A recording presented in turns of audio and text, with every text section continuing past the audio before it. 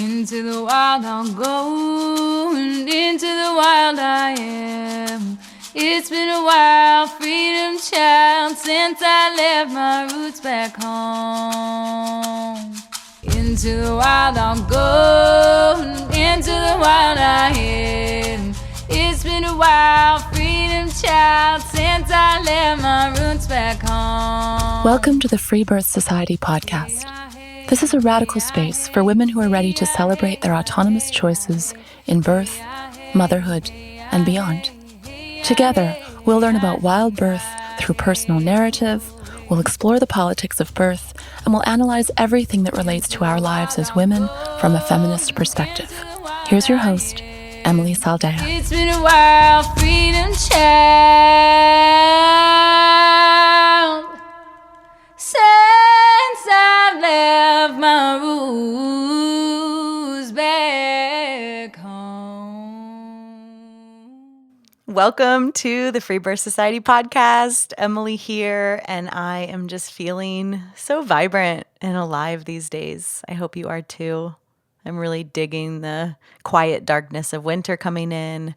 Our family has been going to sleep hilariously early lately and just being super cuddly, playing lots of games, getting lots of sleep, drinking hot chocolate. It's been so nice. You know, being a Florida girl, I used to really loathe the winter. But in recent years, as I've come to appreciate the seasons, I've really learned to meet my own rest, my own phases, and yeah, I've come to quite enjoy it. I've been thinking a lot lately about the phases of our lives as girls and women and about this concept of initiation and how truly improperly the majority of us have been initiated along the way. If you've been listening to this show for a while, you're probably familiar with the blood mysteries, these rites of passages that we cross as women and girls throughout our life. And here's the thing that's so important to understand. Whatever happens as you cross the threshold into the next phase of your womanhood, like say the first time you get your blood, however you are treated, however you are talked to, how you are taught, is society grooming you for how to be in order to be accepted into your household, your culture, your society at large? And what do we all know about that, right? We're taught menarche is unimportant, even disgusting, to keep it secret, plug it up, don't talk about it, ignore it. And that's what I would call an unconscious initiation. It's still an initiation because whatever happens in these rites of passage is the initiation, but it's toxic. And it all happens on a continuum, right? Because however we internalize the messaging of our initiations, well, that will set the foundation of the next phase of our womanhood, which after our blood will be sex. And then however that initiation goes sets the tone for the next one, which is our births with our children. You get what I'm saying?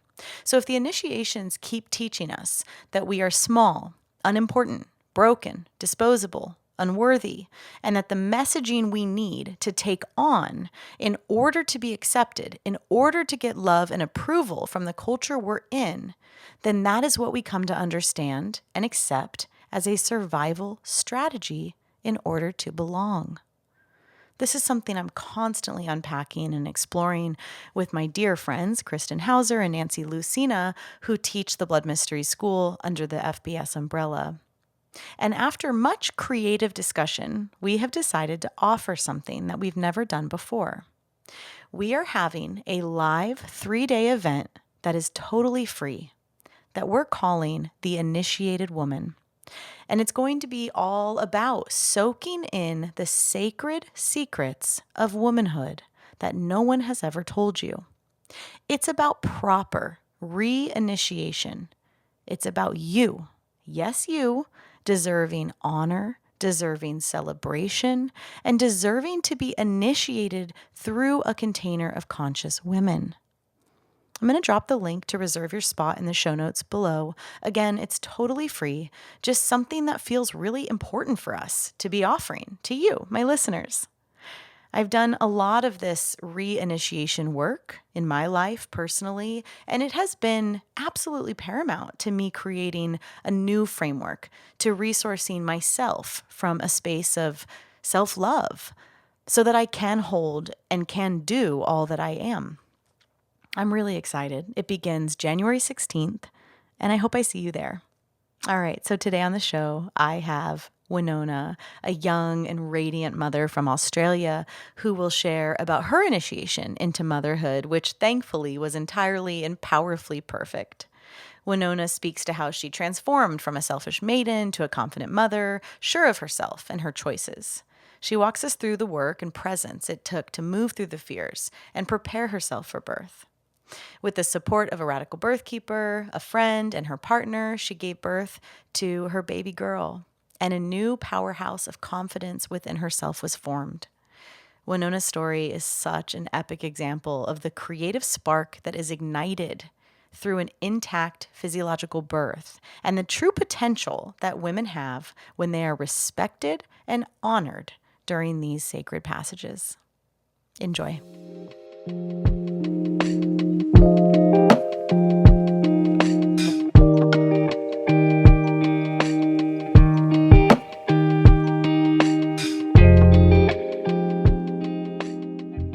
All right. Welcome to the show, Winona. Happy to have you here. Thanks for having me. I'm so excited. Thanks for getting up super extra early this morning since you are on the other side of the world. Yes.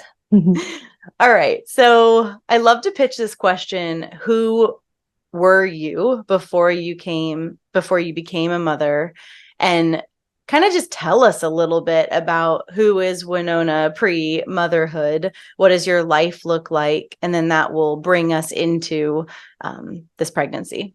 I feel like pre-motherhood, well, as everyone who, is a maiden and then transitions into mother knows, that there's definitely that aspect of selfishness, carelessness, and like it was all very fun, and I was having a lot of fun, but I think I always felt that there was like a little part of me that was maybe missing or even unfulfilled.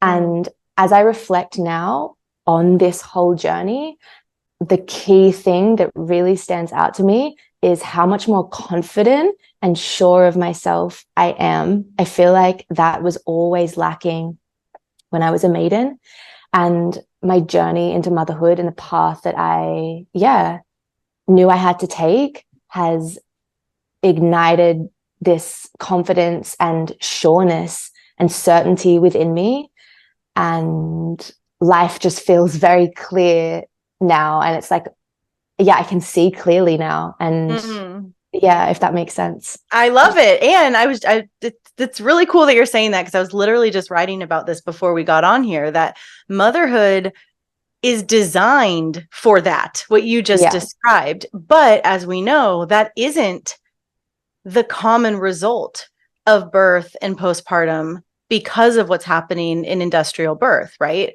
Because women are emerging broken, fractured, separated, shut down, drugged up, all the stuff that we know. It's a rare day that I've ever witnessed a woman go through that process and be like, I'm so much more confident now. I'm so much more in my body. But like with what you just said, I see that all the time, especially when first-time mothers free birth. It's so cool. Totally. And like, I know as well, a lot of people, they'll go down the like medicalized route of pregnancy for their first, and then have the realization like, oh no, this is like effed up. I need to go, the free birth path. And for me, it was like, but I don't want my first pregnancy and my first birth to be like a trial run, like I need to do this now. And like, of course, there was those little fears coming up in me, but I just knew like there wasn't going to be any other way. And also just to touch on what you were saying, as well as like all the confidence and everything that you gain, it also is an opportunity for healing, and very deep healing. And I feel like that's what a lot of people are missing out on as well. Yeah. Well, they're actually getting more hurt. They're having more, stuff to heal. Totally. So at what point in this whole journey are you aligning with this sovereign birth idea? Is it before you're pregnant, or does it show up Like, how do you get introduced to this whole thing? My pregnancy was a surprise. And once we decided like, yep, we're going to, go ahead with this. I think it was about, mid first trimester or something. I really started to sit with like, okay, wow, in, 8, 9, 10 months time, I'm going to be giving birth. And I previously was studying natural medicine. And so this, I guess, world of like what people would call, a bit more alternative was always, well, not always, but for a very big part of the last few years of my life was, I guess, who I was and how I lived. And so my thinking was like, if when I get sick, the first place that I go is, to a naturopath, or I tune in with myself first, and I don't go to a doctor first, like it's not my first port of call, then when I'm pregnant and when I'm going to be giving birth, why all of a sudden would I turn around and be like, oh yeah, I'm going to go to a doctor and I'm going to go to a hospital? Like it just didn't make sense to me and it didn't feel right to me. But in saying that, prior to becoming pregnant, I'd never even thought about how I would do any of this before. Like motherhood just wasn't really on my radar. And I didn't really have many friends, that had gone down this path, and you just hear all the birth stories and you have that conditioned fear within you. So I think the deepest part of me knew that this was the path that I was going to take, but I didn't really know how I was going to navigate that. And then a friend came to me and she's like, oh, have you heard of this person? You should follow her on Instagram. And I jumped on and I followed her. And it just so happened that in the coming months, she was hosting a sovereign birth session type thing. And I was like to my partner, oh, we need to join this. Like, I think it's going to be really interesting. And I think we'll learn a lot and it will give us a bit more confidence. And we joined her session, and basically she just talked everything free birth, everything like wild pregnancy. She really illuminated like all of the, awful things that are going on in the medicalized birthing industry. And after that call, me and my partner just looked at each other and were like, oh my God, like how amazing was that? Of course, this is the path we have to take. And it just really excited us. And yeah, that was kind of the instigator for it all. So forever, she ended up being my birthkeeper as well, this woman. Aww. So yeah, so it was all just so cute. It was all really perfect and aligned, and now she's a really dear friend. So so it happened to be a woman that was already in your area, life or community. I mean, I just had never heard of her before. What a trip. Okay, cool. I love that. So you find out through this woman the path essentially, and she lays it all down for you, and it's just kind of obvious from there. Yeah, it was just really obvious from there. Like, of course, throughout my pregnancy, I had to work at times quite hard to overcome those fears that were like deeply embedded in me. But I just kept reminding myself, like, they're not even mine. They're not even mine to carry. Like, where have these even come from? Because I'm not actually scared. It's just my mind playing, replaying all these stories to me. But yeah, I just knew. I also think there's this sense that we all of us need to be like prepared with what we're going to say, to these scripts, because they're not ours often, but they're the like lurking, they're like the things that everyone says that, some part of us might feel like we need to be prepared to speak to it or defend it. And I think there's a big journey in all of this for all of us to really decide how we're going to orient to the rest of the world that isn't going to get it, that isn't going to, that are going to think that we're nuts or, totally. in a cult. So how was that for you as you started to really own this choice? Like, did you tell people? Was the response pretty positive? How did you navigate the public arena or your family? Yeah, I feel like for the most part, I set like pretty strong boundaries from the get-go. And if people ever wanted to debate me on it, I was like, like, I'm happy to explain why I'm doing this if you're willing to listen. But if you're going to come at me with all of the reasons why I shouldn't be doing it and all of the reasons why it's so dangerous and blah, blah, blah, then I actually don't want to hear it. And so I got good at setting that boundary. But I definitely found with family that it was the most difficult at the beginning. But like I said, I just got really good at, I guess, telling people, like, this is my choice and nothing you say or do is going to make me change my mind. I'm so sure of this. And then, of course, every now and then I would whip out a few like facts and like statistics about the medicalized birthing industry and stuff.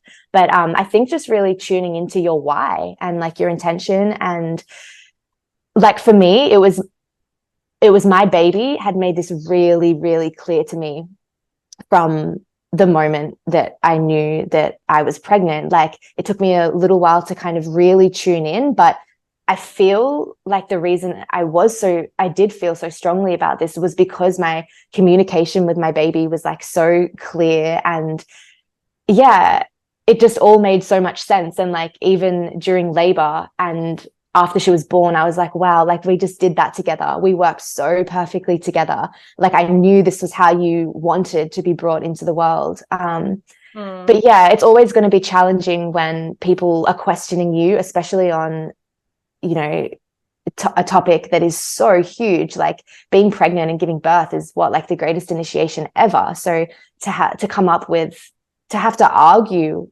your choice on that is disheartening at times.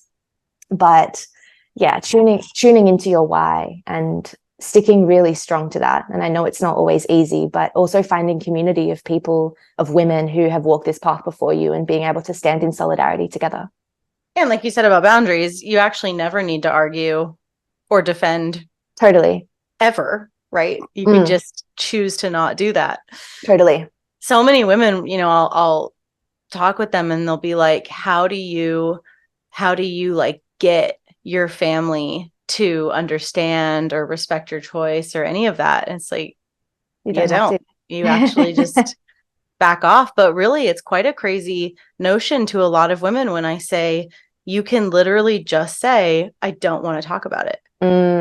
Because we're so programmed to be public property, and that we owe explanations, especially to our family. So interesting. Yeah, definitely. I also found that when because I got quite passionate about it, and so I started to share on my Instagram and stuff. But I also found that people were really interested. Like, it wasn't always just like negativity. Like, people are genuinely so fascinated and mind blown that there's another way to birth and another way to move through your pregnancy. And so I did just have a lot of like curious people coming to me, and yeah, it felt good to be able to kind of, I guess, open up another, or plant seeds for these people as well for the future. For sure. I mean, even your willingness to share your birth video, you know, that women can actually have a visual of what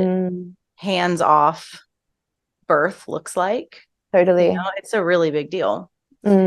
So anything else to say about your pregnancy? Like, I'm curious about what the tough spots were for you, or what the work really felt like for you. Just kind of anything you want to share about how you spent your pregnancy, how you prepared for your birth. Pretty open-ended question, wherever you want to take it. Yeah. My pregnancy was really slow, and I wasn't really working, and I feel like I just had all this time to really just, tune in to my body, connect with my baby, work through, I guess, fears and anything that was coming up for me. I guess when I say that, I just mean really sitting with when my mind would, come up with these ideas that, obviously we all have fears come up during pregnancy, for example, like, oh my God, what if like my baby dies or something like that? And just really being able to sit with that. And I would pull out my journal and I would write about it. And I would just, my kind of theme of my pregnancy was, how can I surrender and how can I cultivate the deepest trust for me, for my body, for my baby, and for birth, and really understanding and rewiring my brain to understand that birth is, you know, it's not inherently dangerous. It's the most natural thing ever. But yeah, my pregnancy was really beautiful. I loved being pregnant. I'm like, oh, am I ready to be pregnant again? I know, right? Yeah, I loved it. I know that's not the case for everyone, but I also tell people that I think a huge reason that I did get to really enjoy my pregnancy was because I did consciously avoid, you know, doing all the scans and going to see all the doctors and all the appointments and the obstetricians and stuff. I did have 2 scans throughout my whole pregnancy. It was, I think at 6 weeks, and then again at maybe 15 or something like that. I can't quite remember. But I remember after the second scan, I went home and I spoke to Joel, and he was like, did that just feel really weird? And I said, yeah, it did. I really regret it. And then I went down that's when I started going down the rabbit hole of ultrasounds, which I hadn't actually really gone down yet. So that was the last of them for my pregnancy. And of course, like, I don't regret them or anything, but upon reflection, I won't be doing that again for any of my other births. Can you speak a little bit more about why not? So for people who are new to the ultrasound thing, why wouldn't you do them again? Yeah, I don't actually really know too much on like a more like logical level as to why I wouldn't, but I think it's more just this feeling within me that, well, firstly, the radiation of an ultrasound just feels really off and gross to me, and I know how intense that is for a baby, like a tiny baby as well. So that's kind of my main reason. But secondly, I think that I don't even think that they're that accurate. Like and also my thinking was, well, if something's not really right, what am I going to do? Am I going to go and like not have this baby? You know, like it wouldn't actually change anything for me.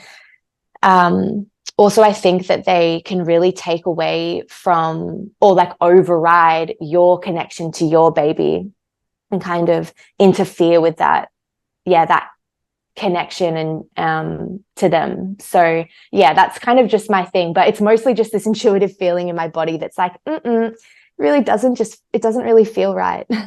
Yeah, no, I mean, I appreciate it not being this like highly studied intellectual, explanation, because I think women will really gaslight themselves from just allowing it to feel wrong, and having that actually and genuinely be enough. And that you don't, and by you, I mean anyone listening, you don't need, to be ready to cite 20 studies. Of course. To say it doesn't feel right to me. That's completely good enough. Yeah. Exactly. Yeah. And like just being able to, tune in with your body and really ask, like, because I know so many women, well, most women, they just do it because they're told to. And it's like, have you actually thought about, or have you actually felt? That's the most important thing. Have you felt into this? Like, how does it feel in your body? And really, since I started sharing everything on my Instagram, I had so many women message me saying that they were like shocked at how many ultrasounds they were made to have. And I'm like, yeah, it's wild. But also you're not made to do anything. You can decline. You don't have to do that.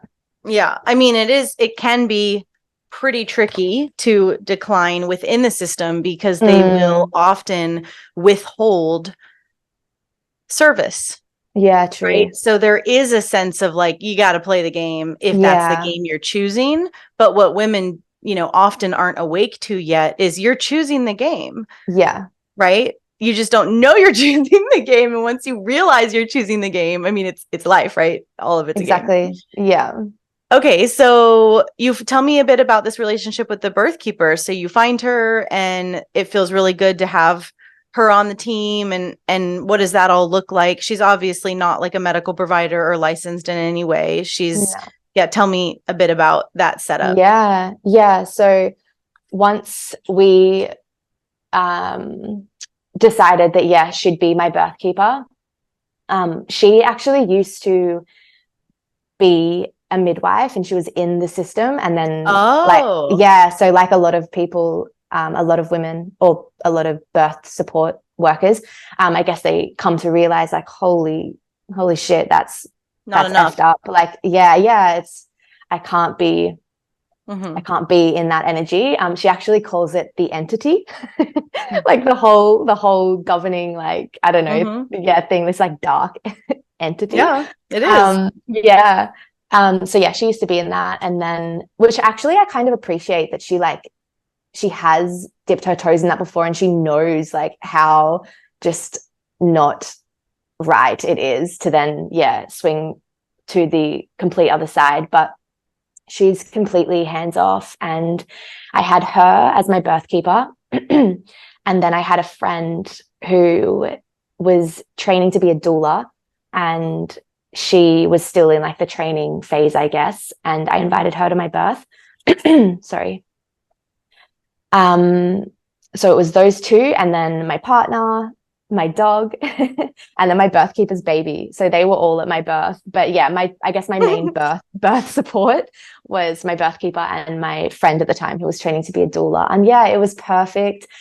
They were amazing, and they both offered something different in the space. My birth keeper is incredibly hands off, which I love and appreciate so much. Like, so hands off that basically she would just, her role in the space is to just almost be like this wise energy that just like doesn't even float. It's in another room, and every now and then she would come out, and it was almost like at the perfect time she would come out and just give me these words of, it was exactly what I needed to hear at the time. I was like really, really struggling, and it was like she knew, and she would come out and she would just say this one-liner, and all of a sudden I'd be like, oh yeah, that's right. Like, I'm doing it. Or, oh, that's right, this is perfect. Or I remember at one point I was like begging, like, why is this taking so long? Like, I actually can't do this anymore. And she was like, it's taking as long as it needs to take. Like, it's perfect. And I was like, that's right. Because it's easy to get in your head and be like, hang on, like, why is this taking so long? Totally. But it was almost like she knew from the noises I was making and stuff that she knew where I was at in my labor, and she was just like, it's fine. It's perfect. That's awesome. So just go back to her story really quick. So she surrenders her license years prior. Yeah, I think, I guess. Right? Because she's a fully unlicensed. She's fully unlicensed, out of the system. Yeah. Because that can, when women do that, that can really go either way. Obviously, it went the right way with her.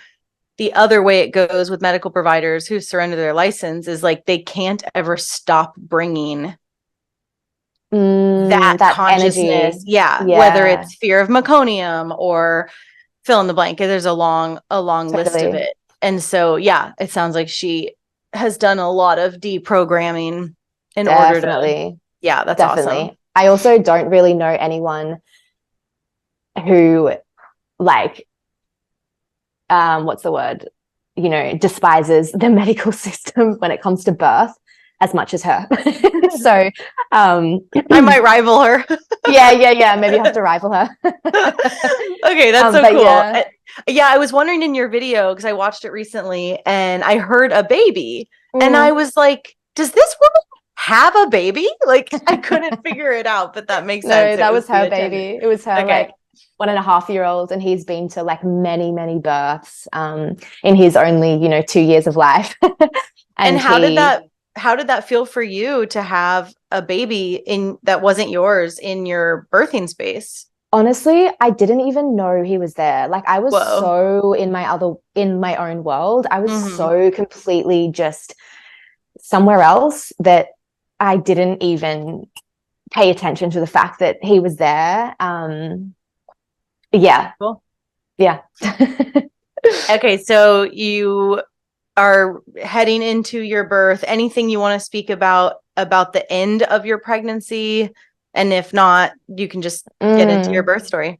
Yeah, I feel like the end of my pregnancy was definitely, emotions were heightened, and I did start to feel like a little bit of fear creeping back in. And I remember, I think it was about 3 nights or 2 nights before I went into labor, I knew that things were happening. Like my water had started kind of trickling out. It hadn't fully broken, but it was kind of trickling. And I was like, okay, this is all happening. And I was crying to my partner, and I was like, I just felt so much anxious energy rushing through my body. Like actually for the 2 nights leading up to me going into birth, I laid in bed quite literally shaking like this, and my jaw was like chattering, and it was just wild. And I would text my birthkeeper like, am I okay? Like, what is this? And she's like, it's normal. Like, it's just so much energy moving through your body, preparing you for birth, you know?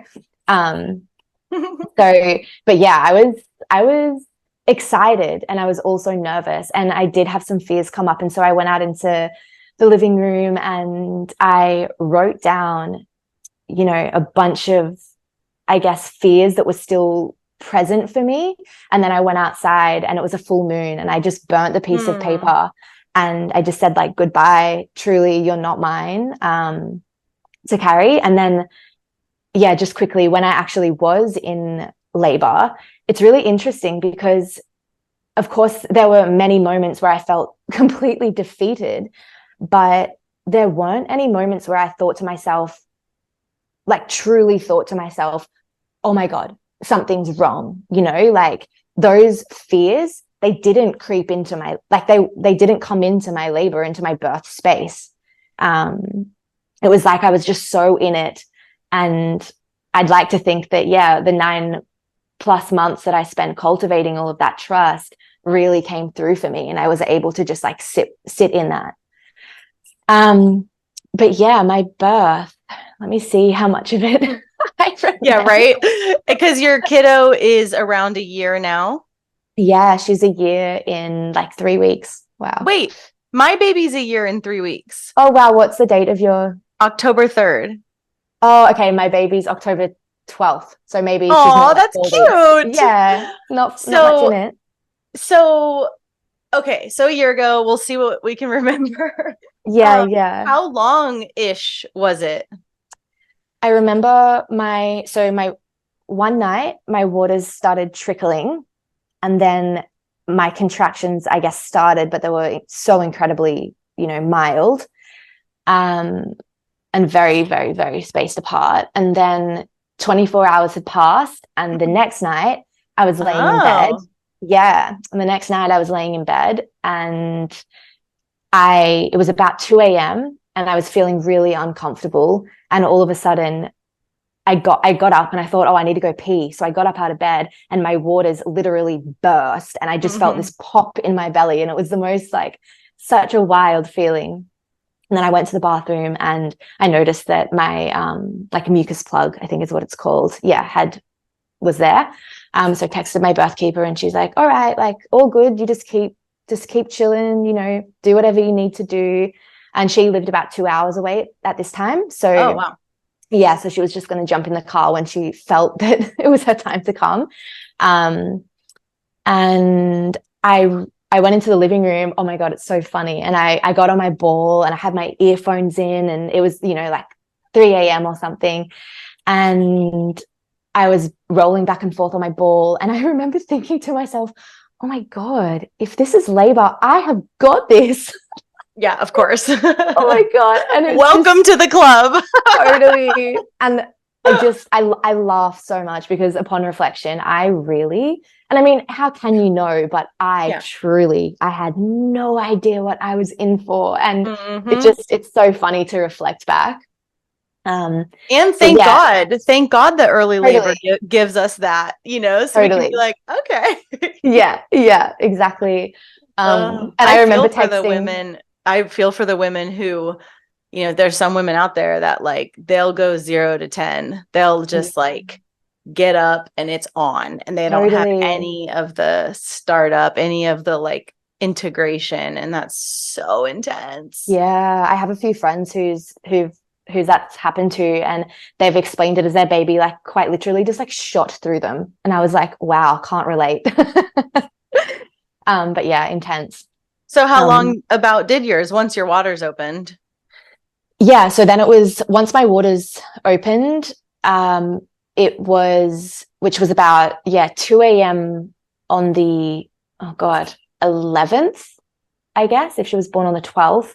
And then from then all the way through till the morning, my contractions completely like eased off, and I was just crying so much, and I was like, what the hell, like, are you serious? Like, what's happening? I need to meet my baby. Like, yeah. And I texted my birthkeeper and she's like, it's all perfect, like, don't worry. But she also did say this could go on for like a week, you know, and she really just told me straight up, and I was like, no, it can't. And I was just feeling quite upset that it had all, like, literally I had no more contractions, and I was like, what? And then so I had a good cry about that. And then around, you know, You're mid-morning, like, I can't control this. I know. Yeah. And then around mid-morning, we went for a walk, and the place we were living in, it was like in the bush, and it was really hilly. And so we went on a walk, and I remember as soon as I started walking up these hills, all of a sudden I was like, oh my God, it's coming on again, hard and fast, just out of nowhere. So I was basically walking and having to stop every few minutes to breathe through contractions. And as I kept walking, they just kept getting harder and faster, harder and faster. Oh no, wait, this must have been the 10th, not the 11th. Wait, 10th? Hang on. Oh my gosh, I can't even remember, my brain. Anyway, it'll come back to me and I'll confirm soon. I mean, we don't need dates anyway. Yeah, I guess. And then, got back to the house, it's the 11th, messaged Amy, my birthkeeper, and I told her, okay, like, this is how kind of spaced apart they are, and this is how I'm feeling and stuff. And she's like, oh yeah, you're definitely in active labor, like, I'll see you later this afternoon. And I was like, okay, yay, cool. And then basically that whole afternoon I just chilled at home, listening to music, trying to wrap my head around the fact that I'd probably have a baby really soon. And I labored all night, like from about 4 p.m. in my mind anyway. That's when things started to really like pick up and get like quite intense. And of course, as the night went on, it only got more intense and more intense and more intense. So my birthkeeper and my friend came around, I think they arrived around like 5-6 p.m. and I labored all night, all morning again. And I would get in and out of the pool and onto the bed. And I saw the sun coming up. That's right. I saw the sun coming up, and I looked out the window with the most like defeated look on my face. And I looked out and I said, no, not another day of this. I was like, you are kidding me. And then at about, was it 8 a.m. she was born? Yeah, about 8 a.m. I think she was born. And it was long. Well, it felt like forever. From the moment my waters broke to the moment that I actually, pushed her out, just felt like forever. And it's all a beautiful blur. And so take me to, the end, because I have a visual for it, because you shared your video. And what surprised you about your birth, and what else is there to say? I guess I was surprised firstly at the intensity of it. I don't know what I was thinking during my pregnancy. And like I said, of course, you can never fully know until you're in it. But like, I guess I watched as well a lot of birth videos where it literally looked like the mum just like breathes them out. And I was like, and of course I know that can be the case, but maybe I didn't expose myself to enough of like how hard it really could be. And of course as well, like I even have people commenting on my birth video being like, wow, that mum made it look so easy. And I'm like, yeah, because you only saw 2 minutes of my video. You have no idea how much I was struggling prior to pushing my baby out.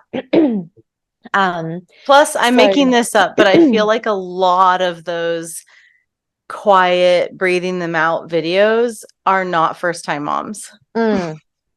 Totally. Totally. Yeah.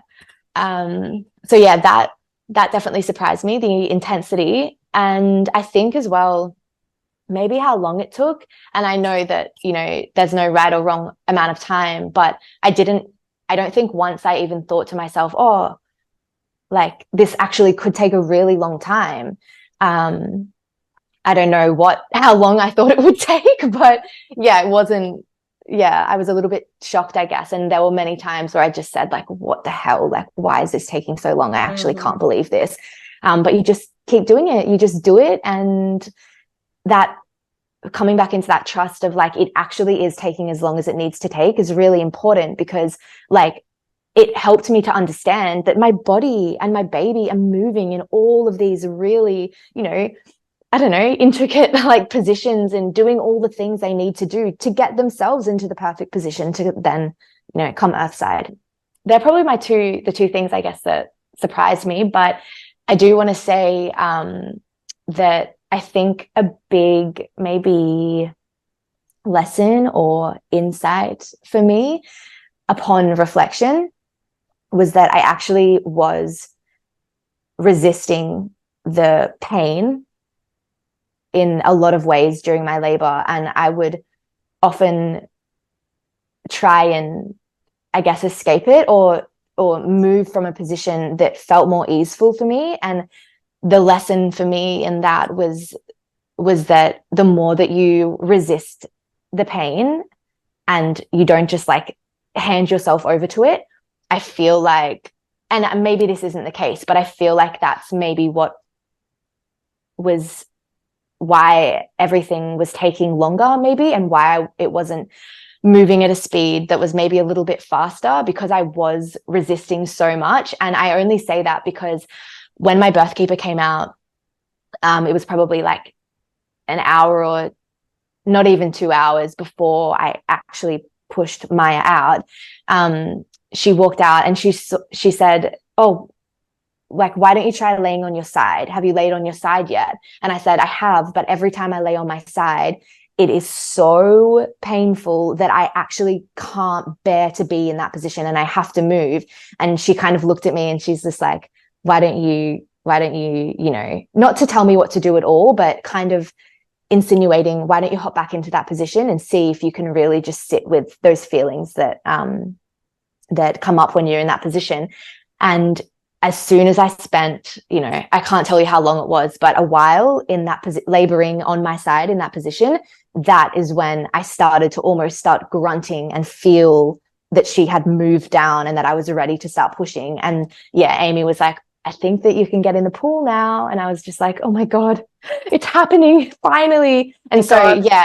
Yeah, thank God. So I just say all of that because it was interesting to, I guess, experience, all of that, and not being in the position, you know, not moving into the positions that, like, because it was so painful, but then getting into that position and being like, oh, okay, like maybe that's how my body wanted to be. And it's so normal for us to resist all of that, right? But yeah, I think that's like a big lesson for me.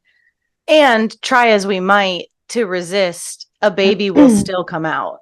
Totally. You know, which is also important, I think, on the flip side of like, I mean, I've attended tons of births where women will do anything they possibly can to climb out of the experience, and a baby is always born. Of course. Yeah. It's like, it's going to take the time it takes to decimate you, to, you know, like the death of the ego, like all of the spiritual workings that are happening takes the time it takes. That's my takeaway. I had a 52-hour birth with my first. Wow. And I did the same thing. Like I made up, which I didn't realize until hindsight, I had made up that because I wasn't afraid, because I was, you know, free birthing, it would just somehow take less than 24 hours. Yeah. I just like made it up.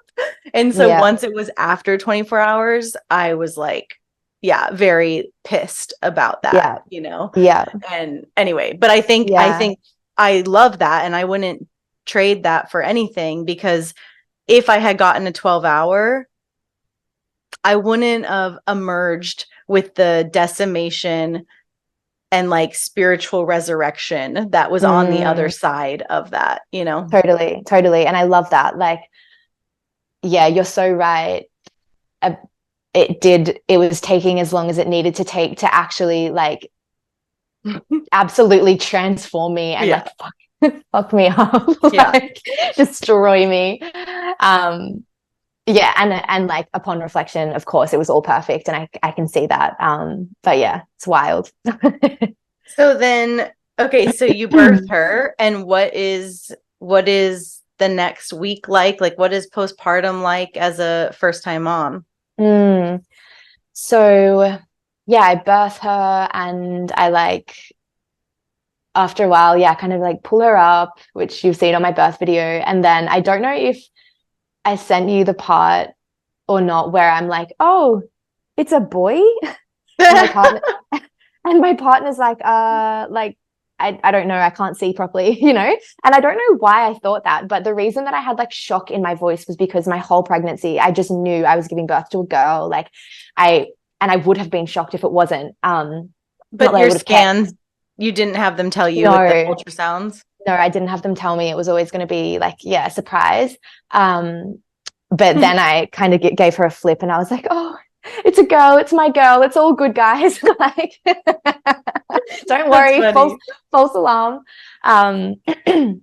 Yeah. And then this is like my favorite part of my birth story. It's when I get up out of I try to pull her to my chest, but the umbilical cord is so short that the furthest I can pull her is like to my belly button. And so I can't actually pull her up to my chest. And so then everyone's like, well, you know, why don't you hop out of the pool and go lay on the bed so you can put her on your chest? And I was like, oh, good idea. And so I'm like so fatigued and lightheaded, and I'm like trying to stand up to get out of the pool and like balance with this like baby on me. And then I step out of the pool, and this gush, like this huge gush of blood just like falls out of me. And I'm like, damn, I wish we got that on video, because the recording stopped basically after she was like in my arms. And yeah, it was just like the most incredible thing, like just so much blood just falling out of me. And for a second I was like, is this like all good? And Amy's like, yep, it's fine, it's normal, don't worry, nothing to worry about. And I was like, cool.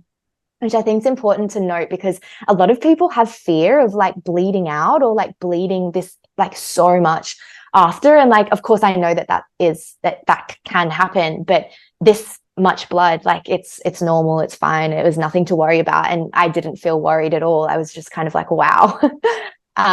But yeah, that was pretty cool. And then I got to the bed with Maya, and just was sitting there like I just kept saying, I can't believe I did that. I can't believe I did that. Like, what the hell was that? Like, what the hell? But even just talking about it, honestly, I'm so excited to do it again. And I think that's the amazing, perfect thing about nature and undisturbed physiological birth. Like it's all perfect, and you do want to do it again. And I don't, I know what it's like to walk to the fire to collect my baby, and I would do it 100 times over, to get her again and to birth again, which I think is just amazing, and so sad that you do speak to so many women who are just like dreading birth, dreading labor. And my postpartum was pretty slow. We were living out in like the bush, like near a national park, and so we didn't have like really any neighbors or anything. And upon reflection, I guess there was a part of me that wanted to be close to like community and friends, but at the same time I know I probably would have felt like I wanted to go and do more instead of just rest. So that was like a bit of a blessing, and I did have people obviously come out to me and stuff. But yeah, we stayed in. There was a part of me that felt, oh, maybe I'll do the 40 days. And that definitely didn't happen. I think we got to like 2 weeks of house arrest. And then I started to feel like, all right, I really need to get outside. I need to go to the beach. I need to get to the ocean. I need to like see people. But my energy was so on and off. So I really could only give tiny amounts of myself, and then be like, all right, yeah, time to go back home and rest now. But honestly, I just have such fond memories of my pregnancy and of my postpartum as well. It was such a beautiful time, and I'm so excited to do it again. I definitely did have moments of like feeling quite depleted. I think my hormones just going wild, and, you know, the breastfeeding and everything, and feeling a little, yeah, anxious at times as well. But that passed pretty soon. And I think that's also quite a normal part of postpartum. But yeah. Mm. Simple and sweet. Yeah. It was simple and sweet, and I never And horrific. Yeah, and the horrific. parts that were horrific. Yeah, but birth. Maya's never been to, you know, a doctor or had any checks or gone to any appointments or anything like that. And even when I tell people that, they're like, what do you mean? Like, she's never been to like a doctor or anything? Like, how did you know? What? Yeah. Yeah, they're like, how did you know she was okay after you gave birth? And so I was dumb. like, look at her. Like, what do you mean? Like, I don't need someone else to tell me that my baby's fine. Like, I would know if there was something that wasn't quite right. She's perfect. She's so healthy. And yeah. But like, people literally don't think that you would know. I know. Yeah. Unless a stranger who's gone through the, you know, psychological hazing of the industrial model, unless they say she's okay, yeah, you might be missing something. When I first got pregnant with my first kid, I called my grandma to tell her, and she goes, well, how do you know? And I was like, what do you mean, how do I know? And she was like, well, you didn't go to a doctor. How do you really know? I was like, whoa, this is so deep. Yeah, totally. This is how, disconnected we are from our own bodies. Like I have a baby in me. Like, I know. It's so weird.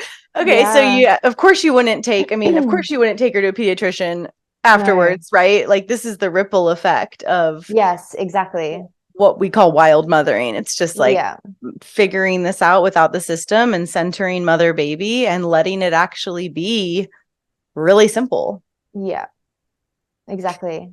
So just to kind of wrap up to what we were talking about at the beginning, how are you different now with this as an integrated part of who you are? What do you notice about yourself as a woman a year into mothering, making the choices that you've made? I feel like I'm just, like I said at the beginning, just so sure of myself, sure of my decisions as a mother, sure of like who I am as a mother, and sure that the way that we parent is so just right for our family, but also in this like primal, natural way. Like, I just know this is how it's, you know, supposed to be. Not to say that there's, I don't know, I don't want to say that there's a right or a wrong, but like, we are, you know, we're animals. Like, we're meant to be connected to that primal part of ourselves. And I really feel that coming through the way that we parent, very much like outside of the system. But yeah, also something that's come up for me, and it was very big for me in my pregnancy and in my postpartum, it definitely like slowed down a little bit, but then, you know, from like 4 or 5 months onwards, it really came back, and it's back like stronger now more than ever, is this creativity. I feel like I'm the most creative I've ever been in my life. And with that creativity, I'm able to birth like all these incredible ideas, and I'm able to make money in ways that I didn't even know was possible before. And it's like, it's hard to explain, but I just see it as like, you know, growing a baby and birthing a baby and then mothering. It's like we're opening this portal of like life, and that energy, because I've been able to stay in tune with that energy and stay so connected to that energy and not have anyone like penetrate that energy or take it away from me, I'm able to carry that now with me throughout my mothering journey, but not just my mothering journey, also throughout just like my life as a person, you know? And it's so exciting because for the first time in my life, I'm like, wow, I actually can do anything. And like, I know that I can bring it to life. And it's almost like symbolic of the fact that like I've grown a baby and I've birthed a baby, and now it's like I can do that with anything Totally. in life. And it's really powerful, and our lives have just completely done a 360 since becoming parents. And yeah Yeah, I love you speaking to the creative piece, because that is I think a extremely common experience among women who birth, and postpartum is important here, like very intact. But obviously the vast majority of women are experiencing so much fracture and a real suppression of that creative energy. They're literally drugged, right? They're literally given shots of Pitocin to diminish the amount of oxytocin that is there. And so the cultural narrative is that motherhood destroys you, you can't make any money, like everything is done. And then there's this over here on the fringe, there's these free birthers and women birthing, undisturbed. And it's like, oh, that's so interesting. They're all so much more vital. They're so much more embodied. They're so much more creative. I mean, it took me having a baby for me to reach the levels of creativity and financial success that I've ever experienced. Exactly. Yeah. Love it. Totally. Yeah. And so for me, I'm just like, wow, like I have more babies, more abundance. Like. Exactly. That'll be the name of your title. Yeah. I love it. Yeah. All right, cool. Well, thank you so much for your time. And if women want to follow you, we're going to put your, stuff in the show notes, and maybe we'll reshare your video when we put this out so that everyone can watch it again. Beautiful. Amazing. Thanks for having me. I love talking about birth. Love like hopefully inspiring, and empowering women to just like really know that it's all possible. Yeah. Absolutely. All right. Yeah. Thank you so much. Thank you. Take care.